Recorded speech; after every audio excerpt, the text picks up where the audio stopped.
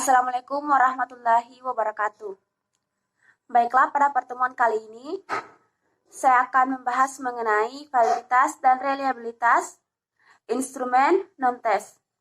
Pada pertemuan sebelumnya, yaitu kita membahas mengenai teknik non-test yang meliputi rating scale atau skala bertingkat, kuesioner, checklist atau daftar cocok, wawancara, pengamatan, dan riwayat hidup. Nah, pada pertemuan kali ini kita akan membahas mengenai instrumen dari validitas dan reliabilitas non-test. Yang pertama yaitu validitas instrumen non-test. Misalnya berupa skala sikap atau angket yang datanya bersifat politomi atau kontinum 0,0 sampai 10. Nah, untuk menghitung validitas butir soal menggunakan rumus korelasi product moment, di mana rumusnya itu seperti berikut ini.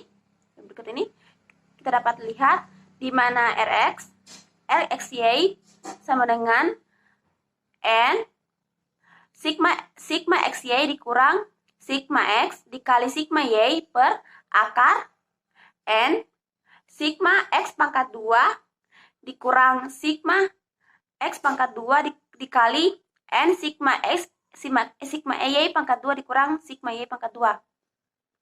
Nah, contoh dari perhitungan validitas instrumen non-test misalnya di sini terdapat jumlah responden sebanyak 10 orang, butir soalnya yaitu 7 butir. Kemudian untuk mengukur validitas butir nomor 1 yaitu seperti ini. Misalnya butir nomor 1 itu tadi ada X 555 4453 dan seterusnya seperti itu. Kemudian kita mencari XY, X kuadrat, Y kuadrat. Nah, dari tabel tersebut diperoleh Rxy yaitu 0,977, di mana R tabelnya N, L tabelnya yaitu 0,632. R hitungnya sama dengan 0,977 lebih kecil, lebih besar dari R tabel yaitu 0,632. Hal ini berarti butir nomor 1 adalah butir yang valid. Nah, di mana kita mendapatkan hal tersebut?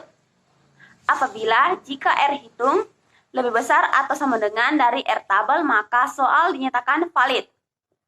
Namun jika R hitung lebih kecil dari R tabel, maka soal dinyatakan tidak valid atau drop. R tabel itu tergantung dari jumlah responden. Nah, pada contoh ini tadi jumlah responden yaitu sebanyak 10 orang. R tabel dari taraf signifikansi 5%, 0,05 sama dengan 0,632. Nah, nilai R di sini untuk product moment diperoleh dari tabel yang sudah ditentukan sebelumnya. Kemudian reliabilitas instrumen non-test. Misalnya berupa skala sikap atau angket yang datanya bersifat politomi atau kontinum 0 sampai 90, 0 sampai 10, maka untuk menghitung reliabilitas soalnya menggunakan rumus alfa Korombach. Rumusnya seperti ini. Kemudian kita mencari varian tiap butir soal. Nah dari varian tersebut kita memperoleh R sama dengan 0,970. Misalnya pada soal di mana kriterianya itu sangat tinggi.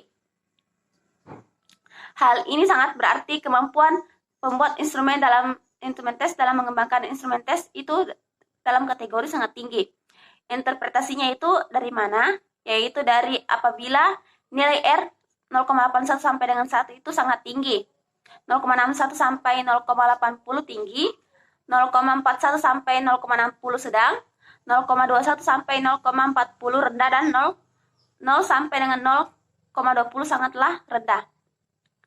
Nah, itulah tadi materi yang saya sampaikan pada pertemuan kali ini. Demikian, wassalamualaikum warahmatullahi wabarakatuh.